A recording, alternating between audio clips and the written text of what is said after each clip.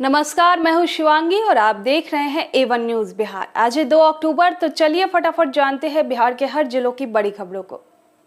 पहली खबर सिवान शहर से है, जहां सिवान शहर के 25 और महाराजगंज के 4 केंद्रों पर बीपीएससी प्रारंभिक परीक्षा शुक्रवार को शांतिपूर्ण और कदाचार मुक्त हुई। इस परीक्षा में 14,832 परीक्षार्थियों को शामिल होना था, लेकिन 7,898 परीक्षार्थी शामिल हुए, जबकि 6,934 परीक्षार्थी अनुपस्थित रहे। परीक्षा के दौरान कदाचार के आरोप में किसी भी परीक्षा की निष्कासन नहीं हुआ। परीक्षा पूरी तरह शांतिपूर्ण और कदाचार मुक्त हुई।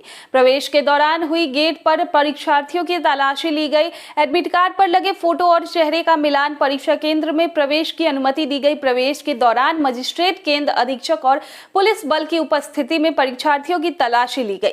महिला परीक्षार्थी की तलाशी महिला पुलिस तथा महिला शिक्षकों ने लिया। इसके लिए केंद्र के पास कपड़े का गोल घेरा बनाकर महिला परीक्षार्थियों की तलाशी ली गई। परीक्षा शांतिपूर्ण और कदाचार मुक्त बनाने के लिए सभी केंद्रों पर मजिस्ट्रेट तथा पुलिस बल की तैनाती की गई थी।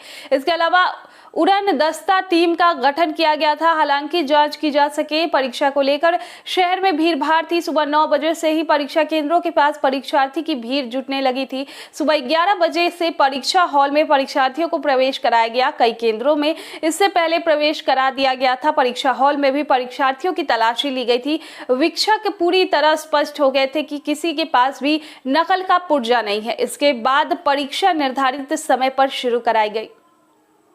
वहीं अगली खबर है बिहार से, जहां बिहार के खगड़िया जिले में शुक्रवार की देर रात दर्दनाक हादसा हो गया।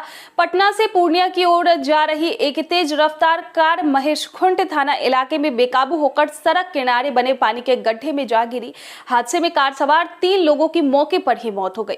बताया जा रहा है कि ड्राइवर को झपकी आने के कारण यह हादसा हुआ है। मृतकों में 2 की पहचान हो गई है। यह हादसा महेशखुंट थाना क्षेत्र के NH 31 पर काजीचक ढाला के पास हुआ। गड्ढे में गिरने के बाद उसमें कार सवार 3 लोग पानी में डूब गए। इस कारण वे जान बचाकर बाहर भी नहीं आ सके। कार पर सवार लोग पटना से पूर्णिया आ रहे थे।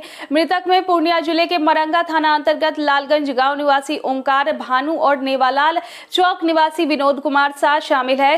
कार के ड्राइवर की पहचान नहीं हो पाई है। कार की रफ्तार इतनी तेज थी कि NH 31 किनारे रेलिंग तोड़ते हुए उत्तर दिशा स्थित पानी भरे गड्ढे में डूब गई। कार का अगला हिस्सा बुरी तरह क्षतिग्रस्त हो गया है। ड्राइवर के कोई झपकी के कारण कार पर से संतुलन खो जाने के हादसे होने बताया जा रहा है। सूचना मिलने पर मौके पर पहुंची पुलिस ने 1 घंटे की कड़ी मशक्कत के बाद स्थानीय लोगों की मदद से शवों को कार से बाहर निकाला। अगली खबर, देश के विभिन्न राज्यों में नौकरी और व्यवसाय करने वाले लोगों को दुर्गा पूजा और दशहरा पर बिहार आने के लिए ट्रेनों में टिकट नहीं मिल पा रहे हैं। जहानाबाद आने या फिर दूसरे राज्यों में जहां रह रहे हैं लोगों को अपने गंतव्य तक जाने की चिंता सता रही है। कारण ये है कि मुसाफिरों को ट्रेनों में रिजर्वेशन टिकट नहीं मिल पा रही है। प्रीमियम ट्रेन जैसी राजधानी शताब्दी में रिजर्वेशन लिस्ट रिग्रेट हो गई है, तो कई सुपरफास्ट ट्रेनों की हालत ये है कि 300 से अधिक तक वेटिंग लिस्ट देखने लोग हताश हो गए हैं। यात्री तत्काल कोटा से टिकट बुक करने में जुटे हैं, मगर यहाँ भी आपाधापी मची हुई है। ऐसी स्थिति में जहानाबाद जिले के निवासी और दिल्ली, कोलकाता, मुंबई, बेंगलुरु, हैदराबाद समेत देश के अन्य महानगरों में रहने वाले लोग दशहरे पर्व पर अपने परिवार के पास पहुंच पाएंगे या नहीं, इसे लेकर वे चिंतित है। जहानाबाद रेलवे स्टेशन के एकमात्र आरक्षित टिकट काउंटर पर भारी भीड़ पड़ रही है। तत्काल टिकट की स्थिति ये है कि संयोग से अगर पहले नंबर में खड़े व्यक्ति को टिकट मिल जाए तो वे भाग्यशाली कहे जा रहे हैं। इसके बाद कतार में खड़े अन्य लोग निराश होकर लौट जा रहे हैं। खबर के मुताबिक जिन लोगों ने दूसरे राज्यों से यहां आने के लिए तो टिकट करवा रखा है, उन्हें अभी से ही लौटने की चिंता सता रही है। अपने परिवार को पर मोबाइल फोन से किसी भी तरह वापसी टिकट का जुगाड़ करने को कहा जा रहा है। अगली खबर भी बिहार से है, जहां बिहार के 3 महीने में बंद बालू खनन 1 अक्टूबर से दोबारा शुरू हो गया है। पुराने बंदोबस्त धारी की अगले 3 माह तक बालू घाटों से बालू का उत्खनन करेंगे। उन्हें सरकार ने विस्तार दे दिया है। बिहार स्टेट माइनिंग कॉर्पोरेशन ने पुराने बंदोबस्त धारियों के खनन की अवधि 25 दिसंबर तक बढ़ा दी है। ये प्रावधान शनिवार 1 अक्टूबर से लागू हो जाएगा। हालांकि इससे पहले उन्हें निर्धारित अवधि के लिए रॉयल्टी की राशि फिर से जमा करनी होगी। खनन शुरू होने से बालू की कीमतों में गिरावट की संभावना है।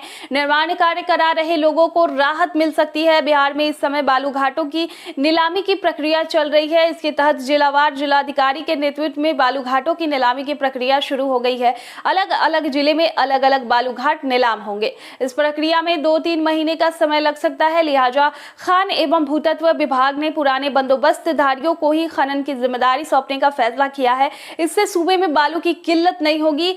एनजीटी के प्रावधान के तहत प्रदेश में जुलाई से सितंबर तक बालू खनन नहीं होता है।